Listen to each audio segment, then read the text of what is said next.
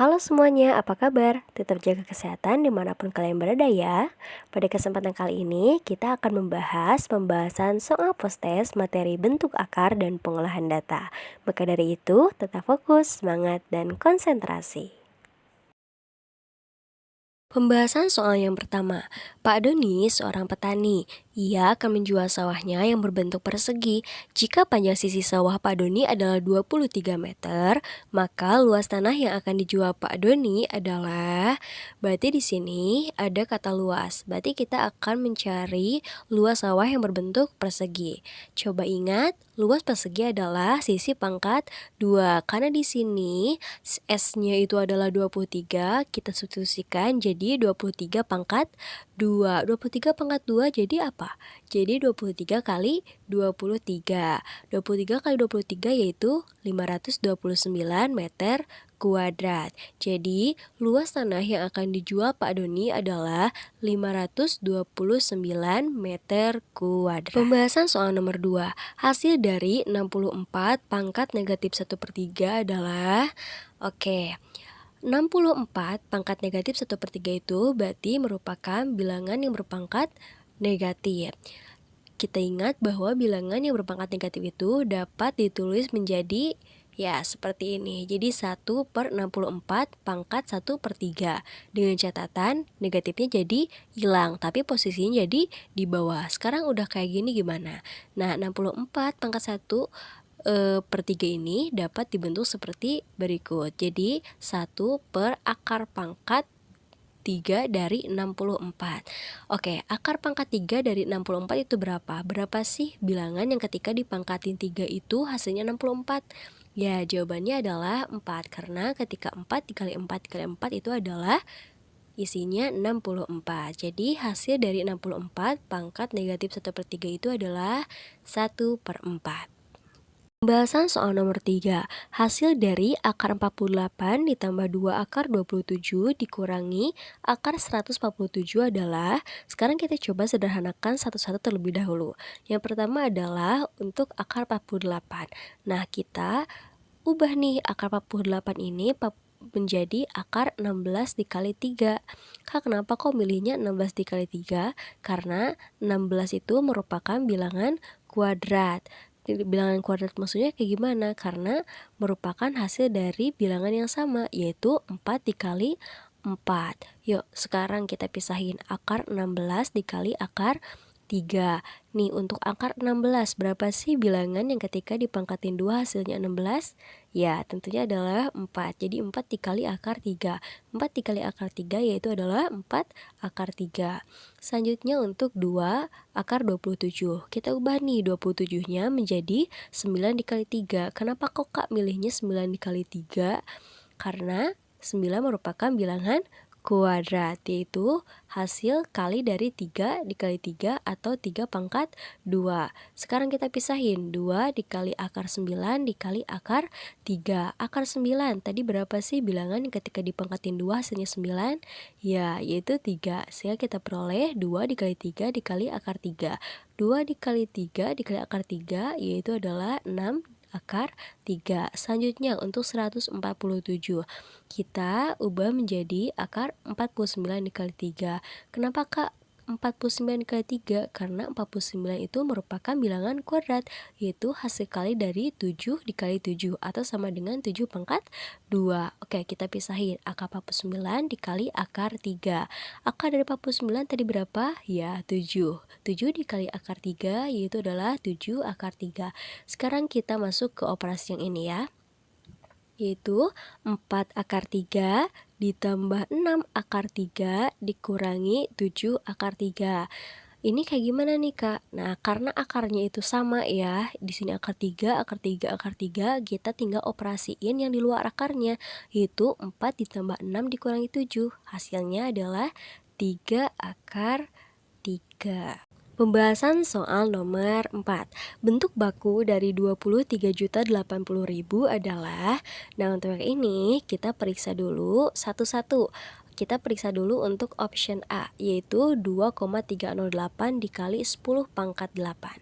Ingat, 10 pangkat 8 itu berarti nolnya ada 8. Jadi 10 pangkat 8 itu sama dengan 100 juta. Sekarang kita tinggal kali ini, 2 dikali 2,308 dikali 100 juta.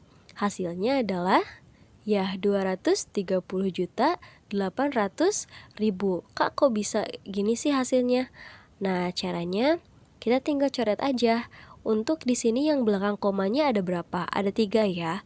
Berarti kita coret 3 nih. Berarti kita nyisa nolnya 5. Kita tinggal tambahin nolnya 5 di belakang. Oke, di sini nolnya ada 5 kan? 1, 2, 3, 4, 5. Oke, sekarang untuk yang option B. Yang option B itu 2,308 dikali 10 pangkat 7. 10 pangkat 7 berarti nolnya ada berapa? Ada 7 ya. Hasil 10 pangkat 7 itu sama dengan 10 juta. Berarti kita tinggal kali ini, 2,308 dikali 10 juta. Hasilnya yaitu 23 juta 80 ribu. Nah, option B udah sama ya, kayak gini. Berarti jawabannya adalah B. Pembahasan soal nomor 5. Hasil dari akar 300 dibagi akar 6 adalah, ingat, untuk operasi bagi ataupun kali kita dapat menyatukannya langsung di dalam satu akar. Oke, contohnya adalah sebagai berikut. Jadi kita bisa dilangsungin nih, 300 dibagi 6. Oke, 300 dibagi 6 itu adalah akar 50. Sekarang ada nggak sih bilangan yang ketika dipangkatin 2 hasilnya 50? Nggak ada kan? Oke, berarti kita cari faktornya nih, atau bentuk lain dari yang hasilnya 50. Nah, kita pakai 25 kali 2. Kak, kenapa kok pakai 25 kali 2? Karena 25 itu merupakan bilangan kuadrat, yaitu hasil kali dari 5 kali 5 atau 5 pangkat 2. Sekarang kita pisahin, akar 25 dikali akar 2. Akar 25 itu adalah 5. 5 dikali akar 2 yaitu 5 akar 2. Jadi hasil dari akar 300 dibagi akar 6 adalah 5 akar 2. Pembahasan soal nomor 6. Di sini ada sebuah data nih. Kita disuruh mencari nilai rata-rata dari data ini. Ingat, rumus untuk mencari rata-rata atau sering dilambangkan X itu adalah jumlah datum per banyak datum. Sebelumnya kita coba hitung dulu nih, ada berapa datanya? Oke, ada 1, 2, 3, 4, 5, 6, 7, 8, 9. Jadi banyak datanya atau N-nya itu adalah 9. Sekarang kita tinggal substitusikan ke rumus ini. X sama dengan 6 ditambah 6 ditambah 8 ditambah 7 tambah 7 tambah 7 tambah 9 tambah 5 tambah 8 dibagi banyaknya data yaitu 9. Sekarang kita jumlahin, hasilnya adalah 63 per 9. 63 dibagi 9 berapa? Ya, 7. Jadi rata-ratanya adalah 7. Pembahasan soal selanjutnya. Di sini terdapat sebuah data nih, di mana kita akan mencari mean-nya. Mean itu apa? Ya, rata-rata. Seperti soal sebelumnya sering dilambangkan dengan X. Jadi cara mencarinya yaitu adalah jumlah datum per banyak datum. Nah, berarti kayak gimana dong? Kita nggak bisa langsung ngejumlahin ini dibagi banyaknya data, tapi kita harus mengalihkan terlebih dahulu dengan frekuensinya. Oke, yaitu 46 dikali 1, kita tulis 46 aja ya, karena 46 dikali 1 itu adalah 46. Lalu 47 dikali 3, 48 dikali 2, 49 dikali 4, 50 dikali 2, 51 dikali 5, 52 dikali 4, 53 dikali 2, 54 dikali 3, dan 55 dikali 4. Nah, setelah itu kita bagi dengan banyaknya datum. Nah, ketika kita jumlahin ini hasilnya adalah 30. Sekarang bagaimana? Kita tinggal operasi ini. 47 dikali 3, 141. Dan selanjutnya ya. Nah, kita peroleh ini. Setelah kita memperoleh ini, kita tinggal jumlahin nih yang atas. Hasilnya adalah 1530. Sekarang tinggal bagi 1530 dibagi 30 yaitu 51. Jadi mean atau rata-rata dari data ini adalah 51. Pembahasan soal nomor 8. Modus dan median data tersebut adalah, oke, di sini datanya masih sama ya, seperti data dari soal yang sebelumnya. Kita akan cari modus. Modus itu adalah nilai yang sering muncul, atau jika datanya seperti ini, kita akan cari mana sih data yang frekuensi atau banyak datanya paling banyak. Oke, kita coba lihat frekuensinya di sini. Coba lihat mana yang paling besar. Ya, 5 ya. Berarti modusnya adalah 51 karena 51 itu merupakan data yang paling sering atau paling banyak muncul. Sekarang untuk median. Ingat, median itu adalah nilai tengah. Kita akan cari nih nilai tengah dari data ini. Gimana caranya? Pertama, kita perhatikan terlebih dahulu frekuensinya. Seperti dari soal sebelumnya, kita telah mengetahui bahwa frekuensi atau banyak data dari data ini yaitu adalah 30. Jadi, kita akan mencari median untuk data genap. Nah, kalau misalnya untuk mencari median dari data genap itu kayak gimana? Kita bagi dulu frekuensinya menjadi 2, yaitu 30 bagi 2. Hasilnya 15. Nah, si 15 tinggal tambah 1, jadi 16. Jadi kita cari nih data ke-15 sama data ke-16 dari data ini. Nah, setelah kita mencari data ke-15 sama ke-16, nanti kita tinggal bagi 2. Gimana nih? Di sini udah ada kan 51 ditambah 51. Dari manakah itu kita bisa cari data ke-15 sama data ke-16? Oke. Di sini 1 ditambah 3 berarti 4 ya.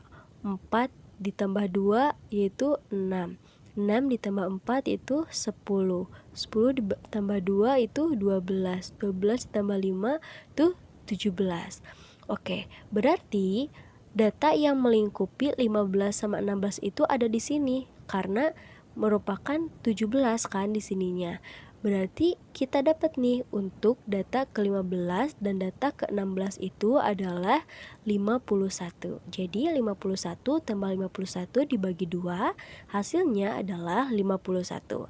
Jadi mean-nya adalah 51 dan mediannya adalah 51. Pembahasan soal nomor 9. Mean data ini adalah 8. Maka nilai X adalah, jadi kita punya sebuah data nih, tapi datanya nggak lengkap. Ada satu data yang nggak diketahui. Tapi kita udah tahu nih, mean atau rata-ratanya adalah 8. Gimana dong caranya? Kita ingat lagi, rumus untuk mencari rata-rata itu adalah jumlah data per banyak data. Sekarang gimana? Tinggal substitusiin saja. X tadi, X itu adalah nilai rata-ratanya ya. Rata-ratanya itu adalah 8. Sekarang kita tinggal jumlahin nih. Jumlah datumnya itu adalah 8 tambah 10 tambah 6 tambah 7 tambah 12 tambah 5 tambah 3 ditambah X atau data yang nggak diketahui per 8. 8 dari mana ini? Dari banyaknya data ya. Coba deh biar mastiin kita hitung lagi ada berapa. 1, 2, 3, 4, 5, 6, 7, 8.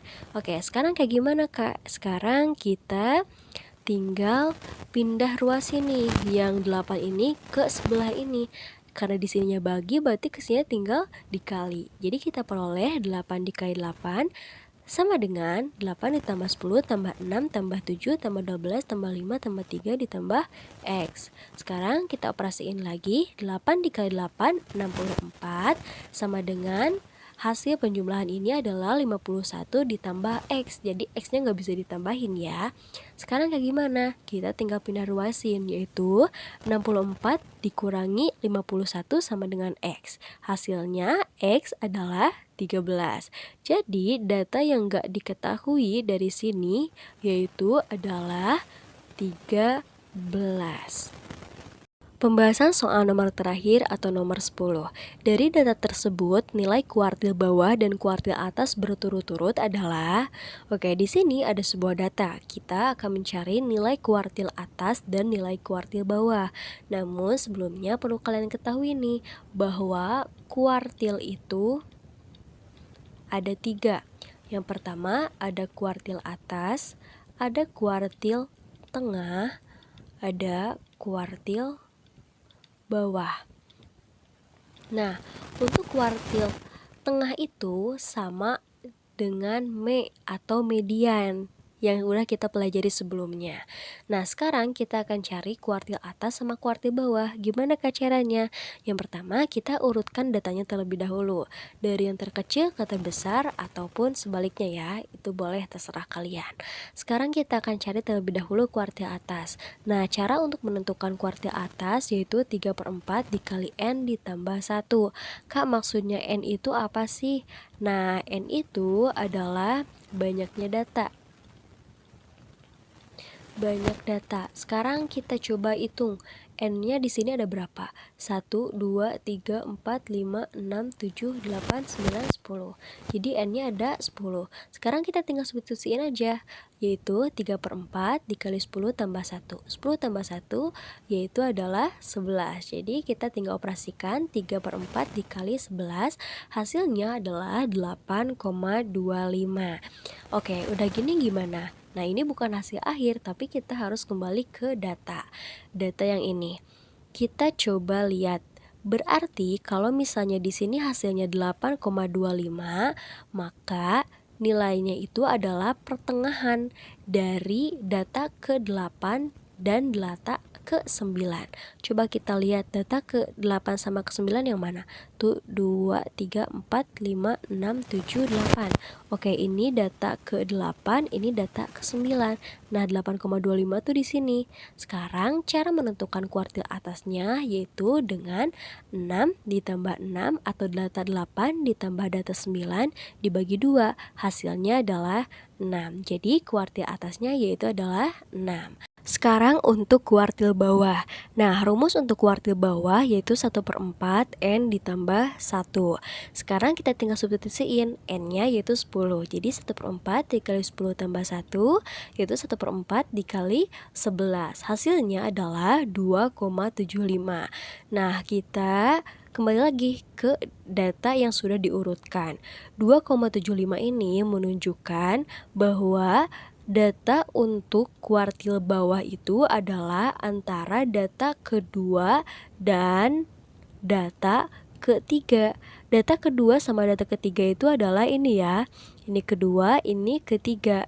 Nah, berarti sekarang kuartil bawahnya adalah data ketiga ditambah data kedua atau 3 ditambah 3 dibagi 2. Hasilnya adalah 3.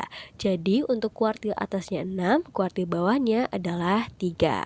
Oke teman-teman, untuk pembahasan dari post-test materi pengolahan data dan bentuk akar cukup sekian dari teman-teman. Apabila ada yang bingung atau ingin ditanyakan, boleh banget bertanya di grup atau secara PC. Jangan malu-malu, oke? Tetap semangat!